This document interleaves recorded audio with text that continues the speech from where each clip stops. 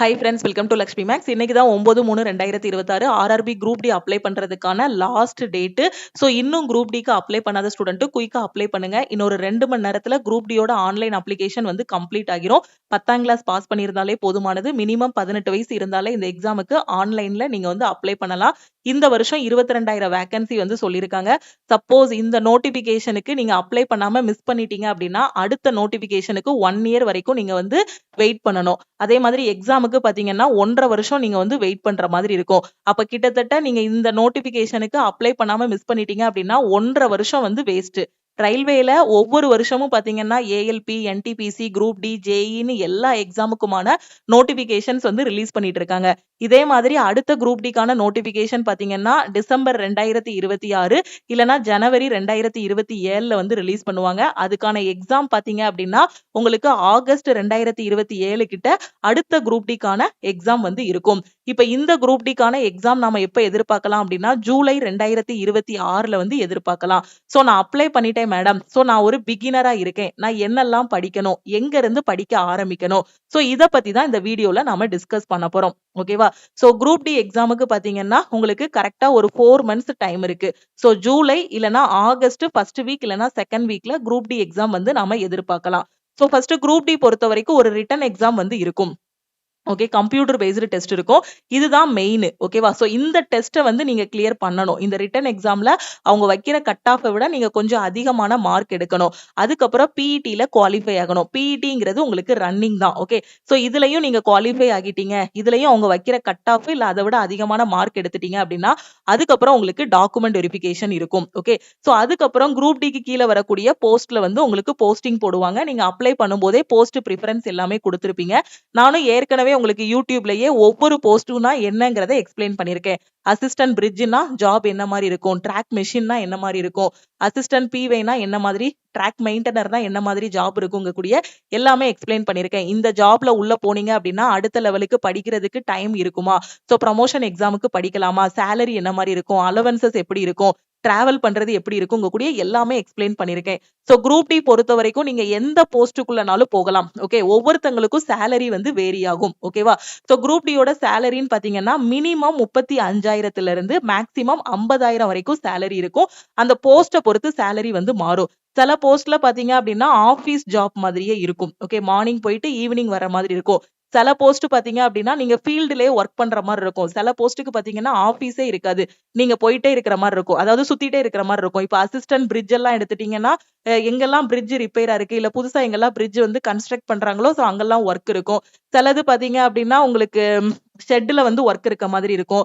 சில இப்ப TL and AC எல்லாம் இருக்கு அப்படின்னா நீங்க வந்து டிராவல் பண்ணிட்டே இருக்கிற மாதிரி இருக்கும். ஓகேவா? சோ இந்த மாதிரி ஒவ்வொரு போஸ்டும் பாத்தீங்க அப்படின்னா வேரி ஆகும். அப்போ சில போஸ்ட்ல வந்து ரிஸ்க் இருக்கும். ஓகேவா? சோ அப்படி ஒவ்வொரு போஸ்ட்டுக்கும் பாத்தீங்க அப்படின்னா அலோவன்சஸ் வந்து வேரி ஆகும். அப்போ குரூப் டிக்கு நீங்க 10th குவாலிஃபிகேஷனோட தான் உள்ள போக போறீங்க. மினிமம் சேலரி பாத்தீங்கன்னா உங்களுக்கு 35,000 இருக்கும். 35ல இருந்து 40 வந்து மினிமம் சேலரி இருக்கும். மேக்ஸிமம் சேலரி குரூப் டி போஸ்ட்ல பாத்தீங்க அப்படின்னா மேக்ஸிமம் சேலரி பாத்தீங்க அப்படின்னா அந்த அலோவன்சஸ் எல்லாமே சேர்க்கும் போது பாத்தீங்கன்னா சேலரி வந்து பேசிக் பே எல்லாருக்குமே ஒரு 22, 23,000 அந்த மாதிரி தான் இருக்கும். அது போக அலோவன்சஸ் எல்லாமே ஆட் பண்ணும்போது தான் பாத்தீங்கன்னா சில பேருக்கு 35,000த்திலே நிக்கும். சில போஸ்ட்டுக்கு பாத்தீங்கன்னா 50, 55,000 வரைக்கும் போகும். ஓகே, சோ ஒவ்வொரு போஸ்டையுமே நான் ஆல்ரெடி உங்களுக்கு எக்ஸ்பிளைன் பண்ணிருக்கேன். ஓகேவா? சோ இப்போ குரூப் டில நீங்க லோ லெவலா உள்ள போயிட்டீங்க அப்படின்னா அதுக்கு அடுத்த லெவலுக்கு போறதுக்கு பாத்தீங்கன்னா ப்ரமோஷன் எக்ஸாம்ஸ் வந்து நடக்கும். அதுல என்னென்ன எக்ஸாம்ஸ் எழுதலாம் அப்படின்னு பாத்தீங்கன்னா எல்டிசி எக்ஸாம் எழுதலாம், ஜிடிசி எக்ஸாம் எழுதலாம். எல்டிசி எக்ஸாம்ங்கிறது என்ன அப்படின்னா இப்போ நீங்க குரூப் டில ஏதோ ஒரு போஸ்ட்ல உள்ள போயிட்டீங்க. இப்ப ட்ராக் மெயின்டனராவோ இல்லனா அசிஸ்டன்ட் டிஎல் அண்ட் ஏசியாவோ ஏதோ ஒரு போஸ்ட்ல செலக்ட் ஆகி உள்ள போறீங்க. உள்ள போய் உங்களோட ட்ரைனிங் பீரியட் இருக்கும். ஓகேவா? சோ ட்ரைனிங் பீரியட் முடிஞ்சதுக்கு அப்புறமா நீங்க என்ன எழுதலாம் அப்படின்னா இந்த எல்டிசி எக்ஸாம் வந்து எழுதலாம். ஓகேவா? சோ நீங்க செலக்ட் ஆகி உள்ள போய் ஒரு மாசம் ஆனதுக்கு அப்புறமா நீங்க என்ன எழுதலாம்னா இந்த எல்டிசி எக்ஸாம்ஸ் எழுதி அடுத்தடுத்த லெவலுக்கு நீங்க போகலாம். Okay, last time group D எழுதின ஸ்டூடெண்ட்ஸ் நம்ம செலக்ட் ஆகி போன ஸ்டூடெண்ட்ஸ் எல்லாருமே பாத்தீங்கன்னா அந்த டைம்ல வந்து எல்டிசி எக்ஸாம்ஸ் எழுதி அடுத்தடுத்த லெவலுக்கு போயிட்டாங்க. ஜிடிசி எக்ஸாம்னு ஒரு டிபார்ட்மெண்டல் எக்ஸாம்ஸ் வந்து வைப்பாங்க. ஓகேவா? சோ அந்த எக்ஸாம் எப்ப எழுத முடியும் அப்படின்னு பாத்தீங்கன்னா, சோ நீங்க ஜாயின் பண்ணி 3 இயருக்கு அப்புறம் இந்த எக்ஸாம் எழுதுற மாதிரி இருக்கும். ஓகே. சோ இந்த ஜிடிசி எழுதுறதுக்கு முன்னாடியே நீங்க என்ன பண்ணிக்கலாம்னா இந்த எல்டிசி எக்ஸாம் வந்து எழுதிடலாம். ஓகேவா? சோ அது மட்டும் இல்லாம குரூப் டில உள்ள போனதுக்கு அப்புறமா என்டிபிசிக்கான நோட்டிபிகேஷன் வரும். ஓகே.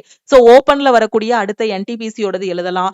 அதே மாதிரி எஸ்எஸ்சி எக்ஸாம்ஸ் எழுதலாம். அந்த மாதிரி அடுத்தடுத்த லெவல் நீங்க உங்களோட ப்ரிப்பரேஷனை மட்டும் விட்டுறக்கூடாது.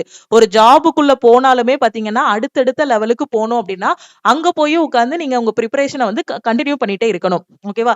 ஏன்னா சில போஸ்ட்ல எல்லாம் குரூப் டில பாத்தீங்க அப்படின்னா நிறைய ஒர்க் இருக்காது. படிக்கிறதுக்கு வந்து தாராளமா டைம் இருக்கும். அப்படி படிக்கிறதுக்கு டைம் இருக்கு. இப்போ ஒரு 18 வயசுல ஒருத்தர் வந்து குரூப் டி எக்ஸாம் எழுதியிருக்காங்க. ஒரு 19, 20 வயசுக்குள்ள வேலைக்கு போயிட்டாங்கன்னு வச்சுக்கோங்களேன். ஓகேவா? சிங்கிளா தான் இருப்போம். ஓகேவா? அப்ப அந்த டைம்ல எந்த ஒரு இதுவுமே இருக்காது. எந்த ஒரு ப்ராப்ளம், எந்த ஒரு டென்ஷன், எந்த ஒரு இஷ்யூ, எந்த ஒரு பிரஷர் எதுவுமே இருக்காது. அப்ப அந்த 20 வயசுல என்ன பண்ணலாம் அப்படின்னு பாத்தீங்கன்னா, அடுத்து இருக்கக்கூடிய ப்ரமோஷனல் எக்ஸாம்ஸுக்கு படிக்கலாம். ஓகேவா? சோ டிபார்ட்மெண்டல் எக்ஸாம் எல்டிசிக்கு பாத்தீங்கன்னா சேம் சிலபஸ். இப்ப என்ன படிக்கிறீங்களோ அதே மேத்ஸ், ரீசனிங் அந்த மாதிரி தான் கொஸ்டின்ஸ் வந்து கேட்பாங்க. ஓகேவா? சோ அப்போ அடுத்த ப்ரமோஷன் எக்ஸாம்ஸுக்கு படிக்கலாம். இல்ல எஸ்எஸ்சில சிஜிஎலோ, சிஹெச்எஸ்எலோ அந்த மாதிரி ட்ரை பண்ணலாம். அந்த மாதிரி அடுத்தடுத்து இருக்கக்கூடிய எல்லா எக்ஸாமுக்குமே நீங்க என்ன பண்ணலாம்? ட்ரை பண்ணலாம். ஓகேவா? சோ அது மாதிரி எல்டிசி எக்ஸாம்லாம் எழுதி அது எக்ஸாம் எழுதியும் ப்ரமோஷன் வந்து சீக்கிரம் வாங்கலாம் குரூப் டில. இல்ல எக்ஸாம் எழுதல அப்படின்னா அந்த சீனியாரிட்டி படி ப்ரமோஷன் வந்து லோவா இருக்கும். ஓகேவா? இப்போ குரூப் டி பொறுத்த வரைக்கும் பாத்தீங்கன்னா நீங்க வந்து ப்ரமோஷன் எக்ஸாம்ஸ் எல்லாம் எழுதுறீங்க அப்படின்னா உங்களோட ப்ரமோஷன் வந்து ஹையா இருக்கும். ஒரு லோ லெவல்ல குரூப் டில போகக்கூடியது நீங்க ஒரு ஆபீசர் லெவல் வரைக்கும் போகலாம். ஓகேவா? அதே நீங்க வந்து ப்ரமோஷன் எக்ஸாம்ஸ் எழுதாம எனக்கு ஓகே நான் ஏற்கனவே காம்படிட்டிவ் எக்ஸாம் படிச்சு தான் வந்திருக்கேன். அடுத்தும் நான் படிக்க போறது இல்ல அப்படின்னா உங்களோட இது பாத்தீங்க அப்படின்னா அந்த growth வந்து இவங்கள கம்பேர் பண்ணும்போது உங்களோட growth வந்து கம்மியா இருக்கும். ஓகேவா? ஆனா ரயில்வேங்கிறது ஒரு நல்ல ஜாப். சோ கரெக்ட்டா அத வந்து ஃபாலோ பண்ணி பிடிச்சு போயிட்டீங்க அப்படின்னா சூப்பரா இருக்கும். லைஃபே செட்டில்டு. ஓகேவா? சோ இப்போ குரூப் டிக்கு அப்ளை பண்ணியாச்சு. இப்போ உள்ள போறதுக்கு என்ன பண்ணணும் குரூப் டிக்கு? சோ இந்த சிபிடி எக்ஸாம ஃபர்ஸ்ட் நம்ம கிளியர் பண்ணணும். கம்ப்யூட்டர் பேஸ்டு டெஸ்ட் ஆன்லைன்ல தான் நடக்கும். மொத்தம் 4 சப்ஜெக்ட் தான் நீங்க படிக்க போறீங்க. ஓகேவா? சோ நிறைய பேர் பண்ற தப்பு என்ன அப்படின்னா ஒரு எக்ஸாம் வருது அப்படின்னா எனக்கு 10ஆம் கிளாஸ் குவாலிஃபிகேஷன் இருக்கு. நான் அப்ளை பண்ணிட்டேன். எனக்கு என்னைக்கு எக்ஸாம் டேட் வருதோ அன்னைக்கு போய் தான் நான் எழுதுவேன். நிறைய பேர் பாத்தீங்கன்னா அந்த மாதிரி தான் அப்ளை பண்றாங்க. சோ நீங்க வந்து அந்த மாதிரி அப்ளை பண்ணாம யூனிக்கா இருங்க. நான் அப்ளை பண்ணிட்டேன். சோ எந்த எக்ஸாம் எழுத போனாலும் சரி, நம்ம சின்ன வயசுல இருந்தே ஒரு எக்ஸாம் எழுத போறோம் அப்படின்னா அதுக்கு முன்னாடி படிப்போம். அப்படிதானே? சோ அதே மாதிரி தான் கவர்மெண்ட் எக்ஸாமும் நீங்க அப்ளை பண்ணிட்டீங்க. சோ அப்போ இந்த எக்ஸாமுக்கு சிலபஸ் இதுதான். இந்த 4 சப்ஜெக்ட்ல இருந்தா உங்களுக்கு கொஸ்டினே கேட்க போறாங்க. வேற எதுவுமே கேட்க போறது இல்ல. அவுட் ஆஃப் சிலபஸோ எதுவுமே கேட்க போறது இல்ல. இந்த 4 சப்ஜெக்ட்டையும் நீங்க தரோவா படிச்சிட்டீங்கனாலே அங்க எக்ஸாம் கிளியர் பண்ணிரலாம். Maths, reasoning, science, general awareness. General அவேர்னஸ்ன்னு சொல்றத விட இது கரண்ட் அஃபேர்னு சொல்லலாம். மேத்ஸ்ல பாத்தீங்கன்னா உங்களுக்கு எத்தனை கொஸ்டின் கேட்பாங்க? 25 கொஸ்டின் கேட்பாங்க. ரீசனிங் பொறுத்த வரைக்கும் பாத்தீங்கன்னா 30 கொஸ்டின் கேட்பாங்க. சயின்ஸ் பொறுத்த வரைக்கும் 25 கொஸ்டின். கரண்ட் அஃபேர் பொறுத்த வரைக்கும் 15 கொஸ்டின். ஜெனரல் அவேர்னஸ்ன்னு ஓவராலா சொன்னோம் அப்படின்னா 20 கொஸ்டின். ஓகேவா? அப்போ இந்த 100 கொஸ்டின் தான். ஓகேவா? சோ அந்த 100 கொஸ்டின் தான் 1.5 மணி நேரம் டைம். நெகட்டிவ் மார்க் வந்து 1/3. ஓகே. சோ இதுல இருக்கிறதுல ஈஸியான செக்ஷன் எது அப்படின்னு பாத்தீங்கன்னா ரீசனிங். இந்த ரீசனிங்ல பாத்தீங்கன்னா ஒரு 15 டாபிக் கிட்ட இருக்கும். ஒரு 15, 18 டாபிக்னு வச்சுக்கோங்களேன். மேத்ஸ் பொறுத்த வரைக்கும் அதுல இருக்கக்கூடிய டாபிக்ஸ், சப் டாபிக்ஸ் எல்லாம் பார்த்தோம் அப்படின்னா ஒரு 15 டாபிக், 18 டாபிக் கிட்ட வரும். ஓகேவா? அப்போ ஃபர்ஸ்ட் எங்க இருந்து படிக்க ஆரம்பிக்கணும்? ஒரு பிகினரா இருக்கிறீங்க. ஓகே. ஒவ்வொருத்தங்களும் ஒவ்வொரு மாதிரி கெப்பாசிட்டில வந்திருப்பீங்க. சில பேர் 10th குவாலிஃபிகேஷன் வச்சு அப்ளை பண்ணிருப்பீங்க. உங்களுக்கு ஏஜ் பாத்தீங்க அப்படின்னா 36 இருந்திருக்கும். 33 வச்சு அப்ளை பண்ணிருப்பீங்க. இதுதான் உங்களோட லாஸ்ட் சான்ஸா இருந்திருக்கும். சில பேர் பாத்தீங்கன்னா 10th குவாலிஃபிகேஷன் வச்சு 18 வயசு தான் ஆகியிருக்கும். அப்ப 18 வயசு இருக்க ஸ்டூடெண்ட்டும் அப்ளை பண்ணிருக்காங்க. 36 இயர்ஸ் இருக்கிறவங்களும் அப்ளை பண்ணிருக்காங்க. ஏன் அந்த ரிலாக்ஸேஷன் வச்சு 40, 45 இருக்கிறவங்களும் அப்ளை பண்ணிருக்காங்க. ஓகேவா? அப்ப எல்லாருக்குமான காம்படிஷன் இது. ஓகே. அப்போ ஃபர்ஸ்ட் நமக்கு எது புரியுது அப்படிங்கறத பார்க்கணும். இந்த 4 சப்ஜெக்ட்ல ஃபர்ஸ்ட் எங்க படிக்கணும் அப்படின்னா ரீசனிங் படிக்கணும். ஏன்னா ரீசனிங் வந்து எக்ஸாம்ல ஃபுல் மார்க் எடுக்கக்கூடிய ஒரு சப்ஜெக்ட். இங்க நீங்க மைண்ட்ல வைக்கக்கூடியது என்னன்னா ஈஸியான கொஸ்டின் அட்டென்ட் பண்ணாலும் 1 மார்க் தான். கஷ்டமான கொஸ்டின் அட்டென்ட் பண்ணாலும் 1 மார்க் தான். அப்ப ஃபர்ஸ்ட் ஈஸியான ஸ்கோரிங் டாபிக் என்ன அப்படிங்கறத நீங்க பார்க்கணும். ஓகேவா? ஈஸியான ஸ்கோரிங் டாபிக், ஸ்கோரிங் சப்ஜெக்ட் என்னன்னு பார்க்கணும். அப்போ ஸ்கோரிங் டாபிக், ஸ்கோரிங் சப்ஜெக்ட்னு பார்த்தா ரீசனிங் தான். ஓகேவா? அந்த ரீசனிங்கோட சிலபஸை நீங்க எடுத்து பாருங்க. யாரா இருந்தாலுமே சால்வ் பண்ணிருவாங்க. ஒரு 7th ஸ்டாண்டர்ட், ஒரு 6th ஸ்டாண்டர்ட் படிக்கிற பொண்ணா இருந்தா கூட சால்வ் பண்ணிருவாங்க. ஓகேவா? சோ அந்த அளவுக்கு ஒரு ஃபிகர் வச்சு தான் கேட்பாங்க. ஒரு படம் வரைஞ்சுட்டு அந்த பாதி படத்த கம்ப்ளீட் பண்ணுங்க. Figure counting, figure completion, analogy, number series, letter series இந்த மாதிரி ஈஸியா தான் இருக்கும். நீங்க இந்த டைம் வந்து ஆன்சர் கீ எல்லாம் வந்திருக்கும். என்டிபிசியா இருக்கட்டும், குரூப் டியா இருக்கட்டும், ஆன்சர் கீ வந்தத பாத்தீங்கன்னா, ரயில்வே பொறுத்த வரைக்கும் ஆன்சர் கீல செக் பண்ணீங்கன்னா, ஆவரேஜ் ஸ்டூடெண்ட்டும் ரீசனிங்ல வந்து 28ல இருந்து 30 மார்க் வாங்கியிருப்பாங்க. டாப்பரும் பாத்தீங்க அப்படின்னா ரீசனிங்ல 30 மார்க் வாங்கியிருப்பாங்க. அப்ப ரீசனிங்கிறது ஆவரேஜ் ஸ்டூடெண்ட்டும் ஸ்கோர் பண்ணலாம், டாப்பரும் ஸ்கோர் பண்ணலாம். அப்போ ஃபர்ஸ்ட் நீங்க படிக்க வேண்டியது என்னன்னா ரீசனிங். ஓகேவா? சோ இந்த ரீசனிங்ல இருக்கக்கூடிய 15 டாபிக்க படிக்கிறதுக்கு நீங்க ஒரு ஈஸியா புரிஞ்சுக்கிடக்கூடிய ஆளு, கொஞ்சம் ஸ்பீடா படிக்கிறீங்க, ஃபுல் டைம் ஆஸ்பிரண்ட் அப்படின்னா ஒரு 15ல இருந்து 20 நாள்ல முடிச்சிடலாம் ரீசனிங்க. இல்ல நீங்க வேலைக்கு போயிட்டு படிக்கிறீங்க, கொஞ்சம் ஸ்லோவா தான் லேர்ன் பண்றோம். நாம ஸ்லோவா லேர்ன் பண்றோம், ஸ்பீடா லேர்ன் பண்றோம் இல்ல. கன்சிஸ்டன்ட்டா படிக்கிறோமா அப்படிங்கிறது தான் இங்க முக்கியம். ஓகேவா? சோ அப்ப அந்த ரீசனிங் உங்களுக்கு ஒரு 30 நாள் ஆகும். அப்போ ஒரு ஃபர்ஸ்ட் 30 நாள்ல என்ன பண்ணிரலாம்? ரீசனிங் வந்து படிக்கணும். அடுத்து என்ன பண்ணணும்னா மேத்ஸ் அடுத்த 30வது நாள். அப்படிங்கும்போது 60வது நாள் வரும்போது மேத்ஸ முடிச்சிரணும். அடுத்து 100வது நாள் வரும்போது பாத்தீங்கன்னா சயின்ஸ முடிக்கணும். நீங்க என்னைக்கு கவர்ன்மெண்ட் எக்ஸாம் இந்த குரூப் டி எக்ஸாம் படிக்க ஆரம்பிக்கீங்களோ அன்னையில இருந்து உள்ள கரண்ட் அஃபேர் படிக்கணும். குரூப் டிக்கு எந்த மாசத்துல இருந்து எந்த மாசம் வரைக்கும் கரண்ட் அஃபேர் படிக்கணும் அப்படின்னா, ஜூலை 2026ல உங்களுக்கு எக்ஸாம் வருது அப்படின்னா, ரொம்ப பழைய கரண்ட் அஃபேர்லாம் நீங்க படிக்க வேண்டாம். 2024, 25 அதெல்லாம் தேவையே இல்ல. கடைசி 6 மாசத்தோட கரண்ட் அஃபேர தரோவா படிச்சிருங்க. தரோவா படிச்சீங்கனாலே கரண்ட் அஃபேர்ல ஃபுல் மார்க் வாங்கிரலாம். 6 மாசத்த தரோவா படிச்சிருங்க. அப்படி இல்லன்னா கொஞ்சம் எஃபோர்ட் போட்டீங்கன்னா 8 மாச கரண்ட் அஃபேர். ஓகேவா? ஏன்னா நெறைய பேர் 8 மாச கரண்ட் அஃபேர் படிக்கிறதுக்கு ரொம்ப கஷ்டப்படுறாங்க. ஏன்னா ஒரு மாசத்திலேயே பாத்தீங்கன்னா அத ஒன் லைனரா கன்வெர்ட் பண்ணோம்னா 600 கொஸ்டின் வரும். அப்ப 8 மாசம்ங்கும்போது 6 8 48 5000 கொஸ்டின் கிட்ட வந்துரும். அப்ப அவ்வளவு ஞாபகம் வைக்க முடியாதுங்கிற ஸ்டூடெண்ட் 8 மாசம் ட்ரை பண்ணுங்க. இல்லன்னா ஒரு 6 மாசத்தோட கரண்ட் அஃபேர் படிங்க. 6 மாசம்ங்கும்போது ஜனவரி 2026ல இருந்து நீங்க ஜூன் 2026 வரைக்கும் இருக்கக்கூடிய கரண்ட் அஃபேர மட்டும் நல்லா படிச்சீங்கனாலே போதும். ஜூலைல தான் குரூப் டி எக்ஸாம் வரும். அப்ப என்ன பண்ணணும்னா டெய்லி கரண்ட் அஃபேர படிக்கணும். டெய்லி படிச்சீங்கன்னா அது ஈஸியா இருக்கும். டெய்லி ஒரு 20 கொஸ்டினா படிச்சீங்கன்னா ஈஸி. மொத்தமா உட்கார்ந்து எக்ஸாமுக்கு முத நாள் 5000 கொஸ்டின் படிக்கிறது ஈஸியா, டெய்லி 20 கொஸ்டினா படிச்சு முடிச்சுட்டு கடைசி ரிவிஷன் பண்றது ஈஸியா? அப்போ நீங்க டாப்பர் பண்றது அதுதான். அவங்க டெய்லி படிக்கிறாங்க. டாப்பர்னா அவங்க டேலண்ட் ஆனவங்க, அவங்க ஈஸியா புரிஞ்சுக்கிடுதவங்க அப்படிலாம் கிடையாது. அவங்க டெய்லி படிப்பாங்க. டெய்லி உட்கார்ந்து கரண்ட் அஃபேர் படிப்பாங்க, மேத்ஸ் பார்ப்பாங்க, ரீசனிங் பார்ப்பாங்க, ஷெட்யூல ப்ராப்பரா முடிப்பாங்க, டெஸ்ட் எடுப்பாங்க, டெஸ்ட்ட அனலைஸ் பண்ணுவாங்க. சோ யார் ஒருத்தங்க வந்து லாஸ்ட் மினிட்ல உட்கார்ந்துகிட்டு 8 மாசத்தோட கரண்ட் அஃபேர ஒரே நாள்ல நான் படிச்சு முடிச்சிருவேன்னு நினைப்பாங்களோ, அவங்க தான் பாத்தீங்கன்னா ஆவரேஜ் லோ லெவல் ஸ்டூடெண்ட்டா இருப்பாங்க. நீங்க டாப்பரா இருக்கணும்னு நினைச்சீங்கன்னா டெய்லி படிங்க. ஓகே. ஸ்கூல் டேஸ்ல நம்ம படிச்சதுதான். 10th 12த்லாம் படிக்கும்போது பாத்தீங்கன்னா, நம்ம வந்து 10th படிக்கிறோம். நீங்க இந்த ஒரு வருஷம் தான் கரெக்ட்டா படிச்சீங்க அப்படின்னா, லைஃபே செட்டில்டுன்னு சொல்லுவாங்க. சோ அதுக்கப்புறம் 12த்ல சொல்லுவாங்க, அப்புறம் காலேஜ்ல சொல்லுவாங்க. சோ எல்லா வருஷமும் நம்மள ஏமாத்துற மாரி தான் இருக்கும். சோ இப்ப கவர்ன்மெண்ட் எக்ஸாம் பொறுத்தவரைக்கும் இந்த ஒரு வருஷம் தான். இந்த ஒரு 6 மாசம் தான். இந்த 6 மாசம் கஷ்டப்பட்டீங்க அப்படின்னா, உங்க லைஃப் நல்லா இருக்கும். ஓகேவா? அங்க உள்ள போனதுக்கு அப்புறம் வேலை பார்க்கணும். ஓகேவா? எக்ஸாம் எழுதிட்டோங்கிறதுக்காக வேலை ஈஸின்னு கிடையாது. அங்க போய் ட்ரெய்னிங் இருக்கும், வேலைய கத்துக்கிடணும். அது 2வது. இந்த 6 மாசம் கஷ்டப்பட்டு படிச்சீங்க அப்படின்னா, எல்லா கொஸ்டினுக்கும் ஒரு ஆன்சர் சொல்லிரலாம். உங்களுக்கான ஒரு ஐடென்டிட்டி கிடைச்சிரும். ஓகேவா?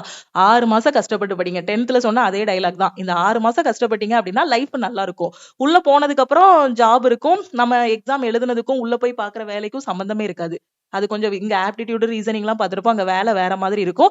அதுக்கு நமக்கு ட்ரெய்னிங் எல்லாமே குடுத்துருவாங்க. ஜாயின் பண்ண ஒரு 6 மாசம் கொஞ்சம் இதா போற மாரி இருக்கும். அதுக்கப்புறம் நமக்கு பழகிரும். வேலை எல்லாமே சூப்பரா நம்ம பார்க்க ஆரம்பிச்சுருவோம். அடுத்து உள்ள நமக்கு ஜூனியர்ஸ் எல்லாருமே வருவாங்க. அவங்க எல்லாரையும் நாம ட்ரெயின் பண்ணக்கூடிய அளவுக்கு பெருசாயிருவோம். ஓகேவா? எல்லாமே ஸ்டார்ட்டிங்ல வந்து கத்துக்கிடுறது தான். அப்ப இந்த 6 மாசம் கஷ்டப்பட்டீங்க அப்படின்னா, இப்போ 4 மாசம் தான் நமக்கு டைம் இருக்கு. ஜூலை அப்படின்னா, இந்த 4 மாசம் கஷ்டப்பட்டு படிச்சீங்கன்னா, லைஃபே நல்லா இருக்கும். ஓகேவா? சோ அப்போ செலக்ஷன் ப்ராசஸ்ன்னு பார்த்தோம்னா, computer based test, PET, TV and medical. ஓகேவா? இப்போ இந்த கம்ப்யூட்டர் பேஸ்டு டெஸ்ட்ல என்னென்ன கொஸ்டின் வரும்னு சொல்லிட்டேன். சயின்ஸ்ல 25 கொஸ்டின் 25 மார்க். மேத்ஸ்ல 25 கொஸ்டின் 25 மார்க். ரீசனிங்ல 30 கொஸ்டின் 30 மார்க். கரண்ட் அஃபேர் இது கரண்ட் அஃபேர்னே சொல்லிரலாம். ஏன்னா 20 கொஸ்டின் கேக்குறான்னா 15 கொஸ்டின் கரண்ட் அஃபேர்ல இருந்து வந்துருது. ஓகேவா? சோ இதுல வந்து பாத்தீங்கன்னா 20 கொஸ்டின். சோ டோட்டலா 1.5 மணி நேரம் டைம் 100 மார்க். ஓகே. இப்போ ஒண்ணுக்கும் சிலபஸ் பார்த்தோம்னா, மேத்ஸுக்கான சிலபஸ், நம்பர் சிஸ்டம். சின்ன வயசுல படிச்சதுதான். ஓகேவா? Number system, decimals, LCM, ratio and proportion இது எல்லாமே நம்ம 6ஆம் கிளாஸ்ல இருந்து 12ஆம் கிளாஸ் வரைக்கும் படிச்சதுதான். நம்ம காலேஜ்ல படிச்சது கூட இதுல வராது. சின்ன வயசுல படிச்ச profit and loss, mensuration, time and distance, time and work நல்லா யோசிச்சு பாத்தீங்கன்னா, சின்ன வயசுல இது எல்லாமே ஒவ்வொரு பாடமா மேத்ஸ்ல நம்ம படிச்சிருப்போம். அதை தான் மொத்தமா வந்து இங்க காம்படிட்டிவ் எக்ஸாம்ல வைக்கிறாங்க. அங்க 5 மார்க் கொஸ்டின் 10 மார்க் கொஸ்டின் எழுதியிருப்போம். இங்க எல்லாத்துக்கும் ஒரு மார்க், உங்களுக்கு 1.5 மணி நேரம் டைம் கொடுத்துருக்கோம். இதுக்குள்ள நீங்க வந்து நெகட்டிவ் மார்க் இல்லாம அட்டன் பண்ணீங்கன்னா நீங்க தான் பாஸ். ஓகேவா? சோ அடுத்து mensuration, time and distance, profit and loss, geometry, trigonometry, square root, calendar and clock, BODMAS, fraction, HCF, percentage, time and work, simple interest, compound interest, algebra, statistics, age calculation, pipes and cistern. ஓகேவா? So இதுதான் பாத்தீங்கன்னா மேக்ஸோட syllabus. இதை எங்க இருந்து ஆரம்பிக்கணும் அப்படின்னா, நீங்க ஒரு பிகினரா இருக்கீங்க. இப்போ 36, 33 வயசு ஆயிருது. நான் எப்பவோ ஸ்கூல் டேஸ்ல படிச்சது, எனக்கு மேக்ஸ் எல்லாம் ஞாபகமே இல்ல அப்படின்னா, நீங்க பாஸ் பண்ணணும்னு உறுதி எடுத்துட்டீங்க அப்படின்னா, ஃபர்ஸ்ட் வாய்ப்பாடு படிச்சிருங்க. டேபிள்ஸ் வந்து படிக்கணும். ஓகேவா? ஏன்னா இப்போ நம்ம வந்து ஒரு சம் சால்வ் பண்ணிட்டு இருக்கோம். அங்க வந்து பாத்தீங்கன்னா 7 12 ஆர் எத்தனை அப்படின்னு வரும். அப்போ 7 12 ஆர் எத்தனைங்கிறதுக்கு 1 7 is 7, 2 7 ஆர் 14, 3 7 21, 4 7 28 அப்படி சொல்லிட்டு இருக்க கூடாது. சோ டக்குன்னு 12 7 ஆர் எத்தனை அப்படின்னா நீங்க வந்து என்ன சொல்லணும்? 84 அப்படின்னு டக்குன்னு சொல்லணும். அப்ப அதுக்கு அந்த டேபிள்ஸ் வந்து எங்க இருந்து கேட்டாலும் சரி, 12 12 ஆர் எத்தனை, 12 ஸ்கொயர் எத்தனை, 10 ஸ்கொயர் எத்தனை, அதே மாதிரி 13 ஸ்கொயர் எத்தனை அப்படிங்கிற மாதிரி அந்த ஸ்கொயர் நம்பர் ஞாபகம் வைக்கணும். அப்போ ஃபர்ஸ்ட் டேபிள்ஸ் படிக்கணும். அதுக்கப்புறம் 1ல இருந்து 50 வரைக்கும் இருக்கக்கூடிய ஸ்கொயர் நம்பர் எல்லாத்தையும் படிக்கணும். 1 ஸ்கொயர்னா 1, 2 ஸ்கொயர்னா 4, 3 ஸ்கொயர்னா 9, 4னா 16, 5னா 25, 6னா 36, 7னா 49ன்னு இந்த மாதிரி ஸ்கொயர் நம்பர் படிக்கணும். அடுத்து கியூப் நம்பர்ஸ் படிக்கணும். கியூப் நம்பர் வந்து 20 வரைக்கும் படிங்க. முடிஞ்சா 20 வரை ஞாபகம் வச்சுக்கோங்க. இல்லைன்னா ஒரு 13 வரை ஞாபகம் வச்சீங்கன்னா கூட ஓகே தான். 13 கியூப் வரைக்கும். ஓகேவா? அதுக்கப்புறம் அந்த சம் சால்வ் பண்ண நமக்கே வந்துரும். அந்த நம்பரை பார்த்தாலே அது கியூப் நம்பர் மாதிரி தான் இருக்கும். அப்போ ஃபர்ஸ்ட் மேக்ஸ்ல வீக்கா இருக்கீங்கன்னா டேபிள்ஸ் படிங்க. டேபிள்ஸ் படிச்சுட்டு அதுக்கப்புறமா ஸ்கொயர் நம்பர் படிக்கணும், கியூப் நம்பர் படிக்கணும். அதுக்கப்புறமா தான் எங்க வரணும் அப்படின்னா சிலபஸ்குள்ளேயே வரணும். சிலபஸ்குள்ள வர்றதுக்கு முன்னாடி இன்னொரு டாபிக் இருக்கு. வேதிக் மேக்ஸ்னு ஒரு டாபிக் உண்டு. அது சிலபஸ்ல கொடுத்திருக்க மாட்டாங்க. ஓகேவா? சோ நீங்க நார்மலா எங்க கோர்ஸ் ஜாயின் பண்ணீங்கனாலும் சரி, மேக்ஸ்ல எங்க கிளாஸ் போனாலும் சரி, ஃபர்ஸ்ட் வேதிக் மேக்ஸ் தான் சொல்லி கொடுப்பாங்க. ஓகேவா? ஆனா டேபிள் படிச்சுட்டு வாங்கன்னு எந்த ஒரு இன்ஸ்டிடியூட்லயுமே சொல்ல மாட்டாங்க. மேக்ஸ் ஆரம்பிக்கிறதுக்கு முன்னாடி இது எல்லாம் உங்களுக்கு தெளிவா தெரியணும். ஓகே, மேக்ஸ் நான் நல்லா போடுவேங்கிற ஸ்டூடெண்ட்டுக்கு இது தெரியும்.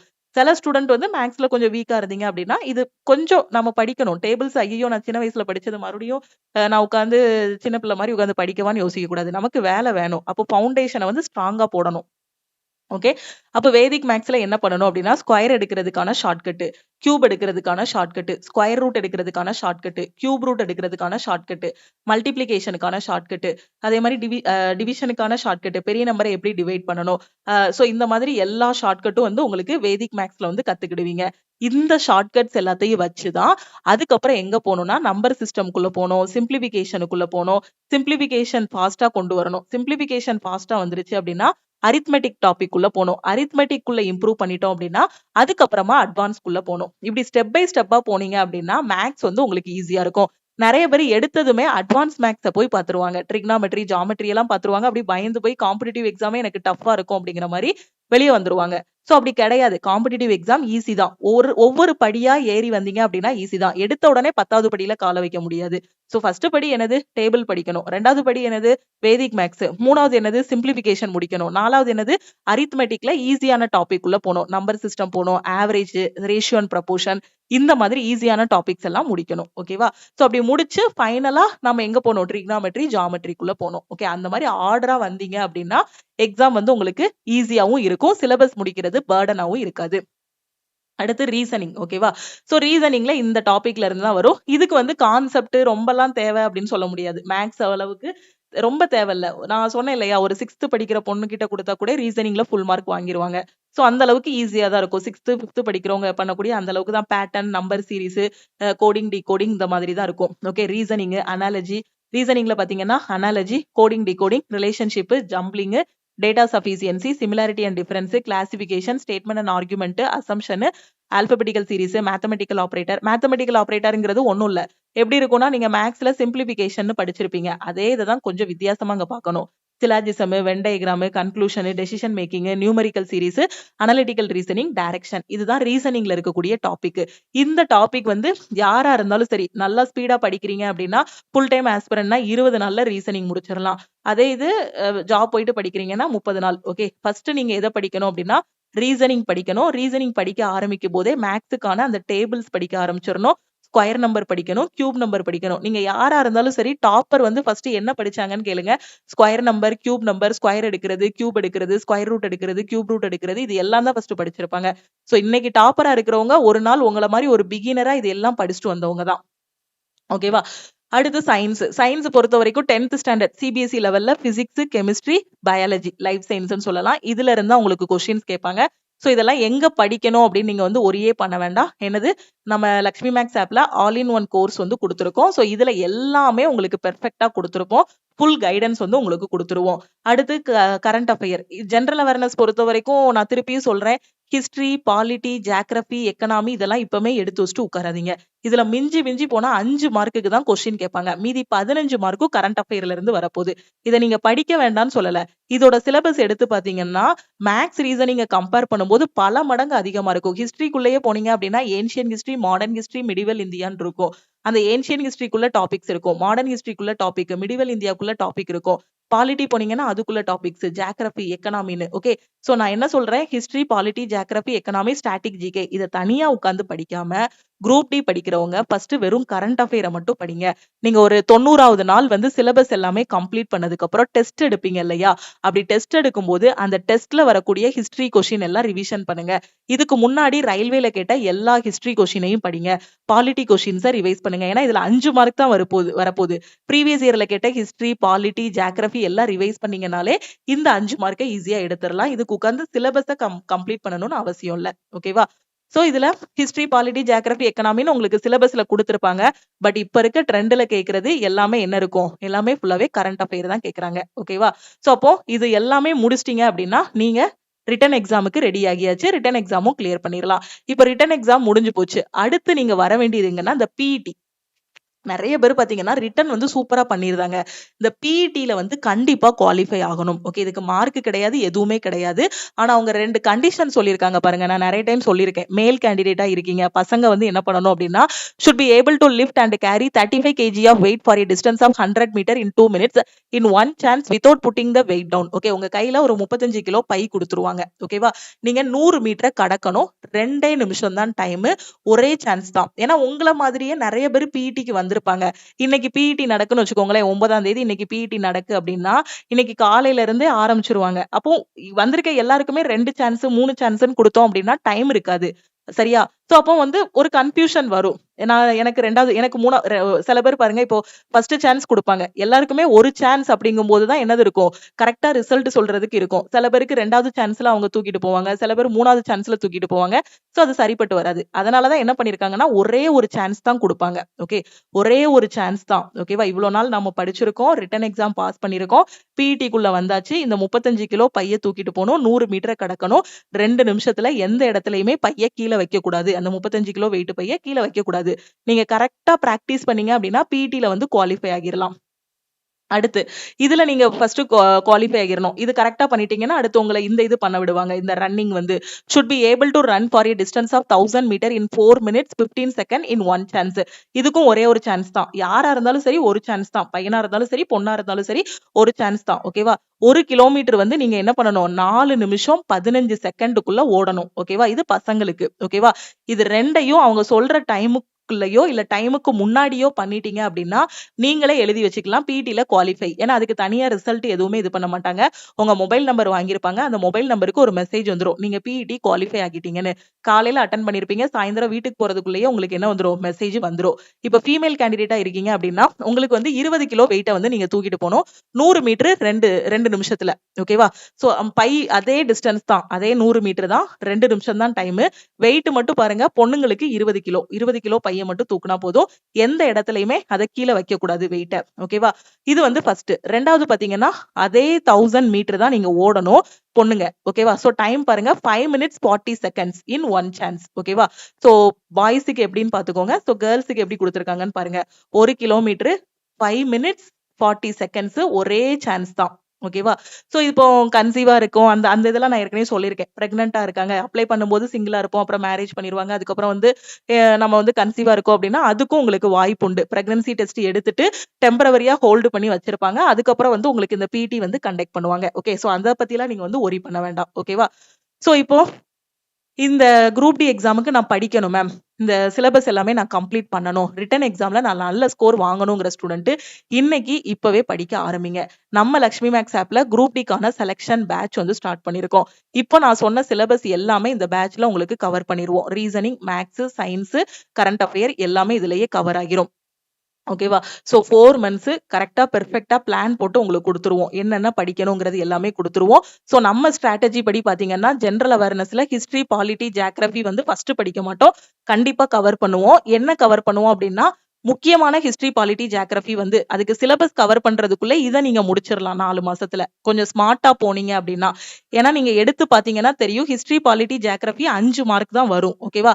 சோ அத லாஸ்ட்டா வச்சுட்டு மத்த எல்லாத்தையும் முதல்ல கவர் பண்ற மாதிரி உங்களுக்கு வீக்லி பிளான் வந்து குடுத்துருவோம். அந்த வீக்லி பிளான் பாத்தீங்கன்னா, கரெக்ட்டா 14 வீக்ஸ் வந்து முடியிற மாரி இருக்கும். அந்த 14 வீக்ஸ நீங்க பெர்ஃபெக்ட்டா கடந்து வந்துட்டீங்க, முடிச்சிட்டீங்க அப்டின்னா, அதுக்கப்புறம் நீங்க வந்து ஃபுல் டெஸ்ட் எடுக்க ஆரம்பிச்சிரலாம். ஓகேவா? சோ இந்த சப்ஜெக்ட் எல்லாமே உங்களுக்கு வந்து இதுல கவர் பண்ணி குடுத்துருவோம். இந்த செலக்ஷன் பேட்ச்ல. ஓகேவா? சோ நீங்க ஒரு டைம் தான் ஃபீஸ் பே பண்ற மாரி இருக்கும். உங்களுக்கு லைஃப் டைம் வேலிடிட்டி இருக்கும். எதுக்காக லைஃப் டைம் வேலிடிட்டி குடுக்குறோம் அப்டின்னா, இப்ப குரூப் டில ஒரு லோ லெவல் ஜாப்ல நீங்க உள்ள போயிட்டீங்க அப்டின்னா, சோ அடுத்து எல்டிசி எக்ஸாம் நான் சொன்னேன். அடுத்து என்டிபிசி படிக்கலாம்னு சொன்னேன். எஸ்எஸ்சி படிக்கலாம்னு சொன்னேன். அதுக்கான கிளாஸஸும் இந்த ஆல் இன் ஒன் கோர்ஸ்ல வந்து குடுத்துருக்கோம். சோ ஒன்ஸ் நீங்க ஜாபுக்கு போன பிறகும் அடுத்தடுத்த லெவலுக்கு போகணுங்கிறதுக்காக தான் லைஃப் டைம் வேலிடிட்டி வந்து குடுத்துருக்கோம். 100% ஆன்லைன் கிளாஸ். எந்த டைம்னாலும் எங்க இருந்தனாலும் நீங்க படிக்கலாம். எக்ஸாமுக்கு தேவையான ஃபுல் சிலபஸும் கவர் பண்ணி குடுத்துருவோம். ரெக்கார்டட் கிளாஸஸா இருக்கும். எந்த டைம்னாலும் நீங்க பாத்துக்கலாம். தமிழ், இங்கிலீஷ்ல கிளாஸஸ் குடுத்துருப்போம். டெய்லி பிராக்டிஸ் பண்றதுக்கு உங்களுக்கு வந்து சாப்டர் டெஸ்ட் வந்து குடுத்துருப்போம். வீக்லி பிளான் குடுத்துருவோம். வாரம் சாட்டர்டே வீக்லி டெஸ்ட் இருக்கும். ஸ்டடி மெட்டீரியல்ஸ் எல்லாமே பிடிஎஃப் ஃபார்மட்ல குடுத்துருப்போம். உங்க போன்ல இன்டர்னல் ஸ்டோரேஜ்ல டவுன்லோட் பண்ணிக்கலாம்.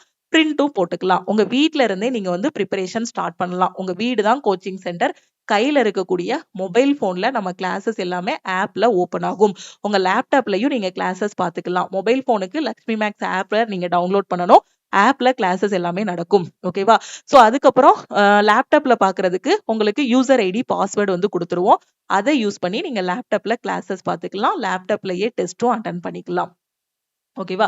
மேம் நான் ஒரு பிகினரா இருக்கேன். சோ நான் இந்த கிளாஸ்ல ஜாயின் பண்ணணும் அப்படிங்கிற ஸ்டூடெண்ட் இந்த நம்பரை லக்ஷ்மி மேக்ஸ்ன்னு சேவ் பண்ணிட்டு இந்த நம்பருக்கு ஐ வாண்ட் ஆல் இன் ஒன்னு மெசேஜ் பண்ணுங்க. நீங்க மெசேஜ் பண்ணதும் டீம்ல இருந்து கான்டாக்ட் பண்ணிட்டு ஜிபே நம்பர் இல்ல அக்கௌண்ட் நம்பர் கொடுப்பாங்க. அதுக்கு 1999 பே பண்ணிட்டு பேமெண்டோட ஸ்கிரீன்ஷாட் சென்ட் பண்ணீங்கன்னா உங்களுக்கு பேக்எண்ட்ல இருந்து அக்சஸ் கொடுத்துருவாங்க. 1 இயருக்கு மட்டும் எனக்கு கிளாஸ் போதுங்கிற ஸ்டூடெண்ட். சோ 1999 பே பண்ணீங்கன்னா லைஃப் டைம் வேலிடிட்டி. 1 இயருக்கு மட்டும் போதுங்கிற ஸ்டூடெண்ட் 1499 பே பண்ணி நீங்க வந்து ஜாயின் பண்ணிக்கலாம். ஓகேவா? சோ எல்லாமே பெர்ஃபெக்ட்டா கொடுத்துட்டோம். இதுல இருக்கிறத மட்டும் படிச்சீங்கனாலே கண்டிப்பா குரூப் டி எக்ஸாம் ஃபர்ஸ்ட் அட்டெம்ப்ட்ல கிளியர் பண்ண முடியும். சோ ஒரு டைம் தான் ஃபீஸ் பே பண்ண போறீங்க. லைஃப் டைம் அக்சஸ் இருக்கும். சோ படிக்க ஆரம்பிங்க. உங்க ஃப்ரெண்ட்ஸும் குரூப் டிக்கு அப்ளை பண்ணிட்டாங்க. எங்க இருந்து படிக்கணும், எப்படி படிக்கணும்னு தெரியாம இருக்காங்கன்னா, நம்ம ஆப்ல இருக்கக்கூடிய ஆல் இன் ஒன் கோர்ஸ்ல உள்ள குரூப் டியோட செலக்ஷன் பேட்ச் பத்தின இன்ஃபர்மேஷனை அவங்களுக்கும் ஷேர் பண்ணுங்க.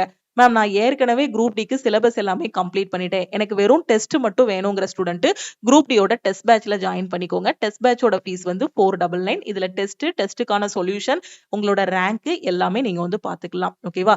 சோ கரெக்டா ஃபாலோ பண்ணுங்க. முன்னாடி தான் ஒரு கவர்மெண்ட் எக்ஸாம் படிக்கணும் அப்படின்னா நம்ம வந்து ஒரு புக்குக்காண்டி ஆர்டர் எல்லாம் போட முடியாது. சோ அது நம்ம ஊர்ல இருந்து கொஞ்சம் தள்ளி இருக்கும். இப்ப தென்காசில எல்லாம் இருக்கிறோம் அப்படின்னா திருநெல்வேலியில போய் வாங்கணும். இல்ல சென்னையில இருந்து அந்த புக் இருக்கும். இல்லன்னா பழைய புக்கு கடை அந்த மாதிரி தேடி அலையணும். சோ இப்ப மெட்டீரியல்ஸா இருக்கட்டும் எல்லாமே பாத்தீங்கன்னா ஆன்லைன்லயே உங்களுக்கு வந்து அவைலபிளா இருக்கு.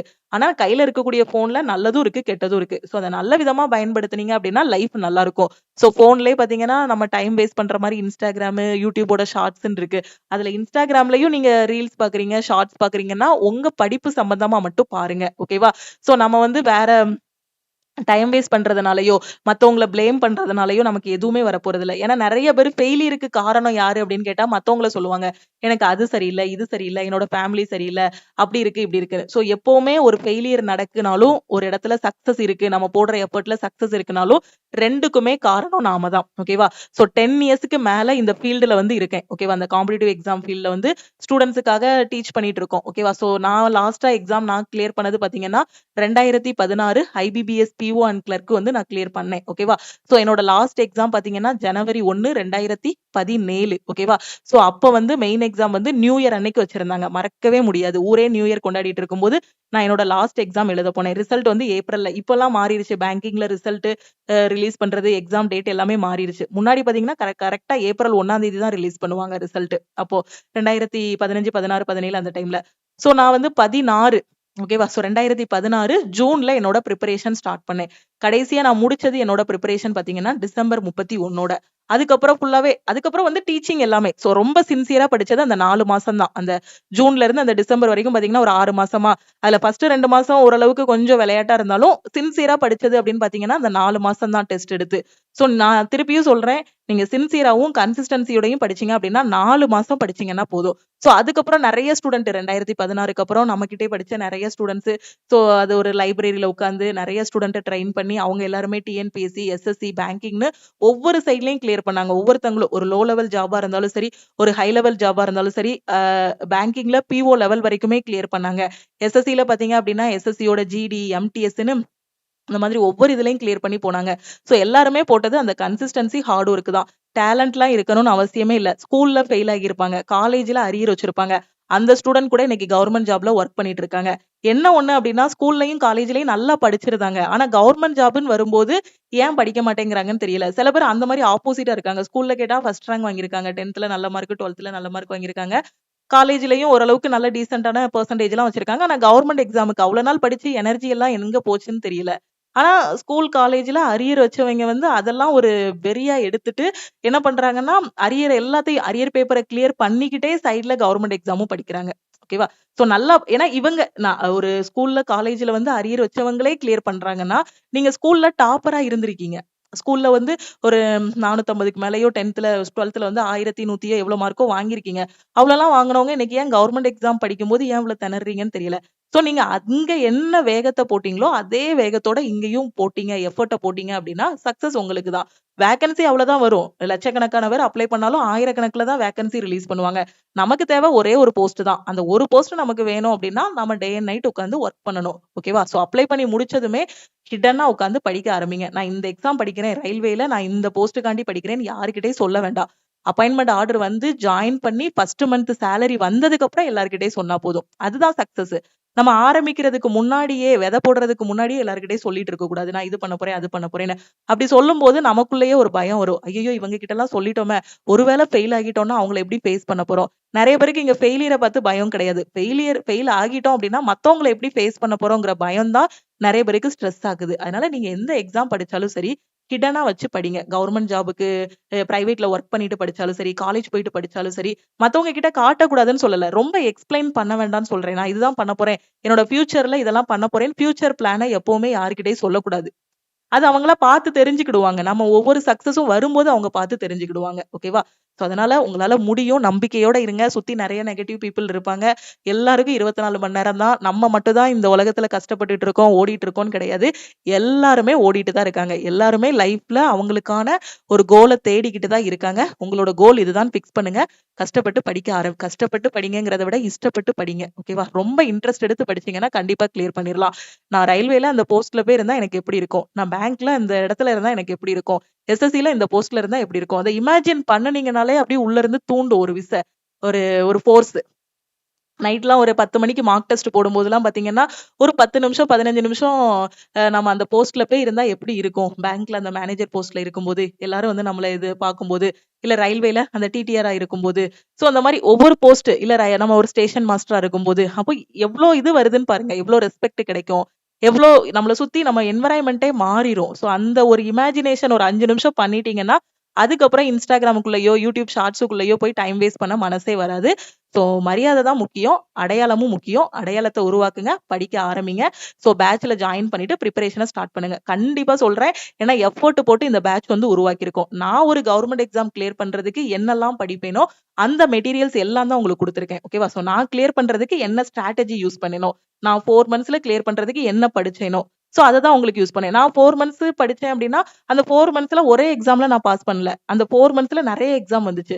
ரயில்வேயாவது பாத்தீங்கன்னா குறிப்பிட்ட இந்த எக்ஸாம் மட்டும் தான் வரும். ஆனா பேங்கிங் பொறுத்த வரைக்கும் பாத்தீங்கன்னா பிரைவேட் பேங்க், அதே மாதிரி ஐபிபிஎஸ்ல இருந்து வரும், எஸ்பிஐல இருந்து வரும், ஆர்பிஐல இருந்து வரும். சோ இந்த மாதிரி நிறைய இது வரும். வரக்கூடிய அப்புறம் இன்சூரன்ஸ் எக்ஸாம் வரும். நிறைய அந்த 4 மாசத்துல பேங்க் எக்ஸாம் ஃபீஸ்லாம் பாத்தீங்கன்னா அப்போ ரூ. 600. இப்போ வந்து ரூ. 800 850 ஆகிருச்சு.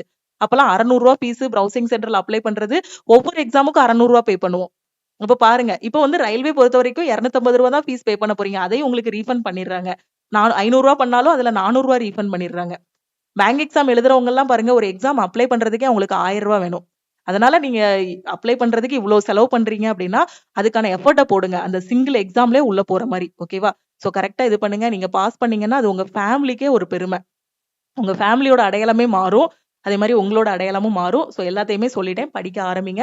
உங்க ஃப்ரெண்ட்ஸும் எங்க படிக்கணும்னு தெரியாம இருக்காங்கன்னா, நம்ம லக்ஷ்மி மேக்ஸ் ஆப் பத்தின இன்ஃபர்மேஷன அவங்களுக்கும் ஷேர் பண்ணுங்க. சோ டே அண்ட் நைட் உங்களுக்காக தான் நம்ம டீம் வந்து வொர்க் பண்ணிட்டு இருக்காங்க. சோ ஆல் இன் ஒன் கோர்ஸ்ல ஜாயின் பண்ணிட்டு பிரிப்பரேஷன ஸ்டார்ட் பண்ணுங்க.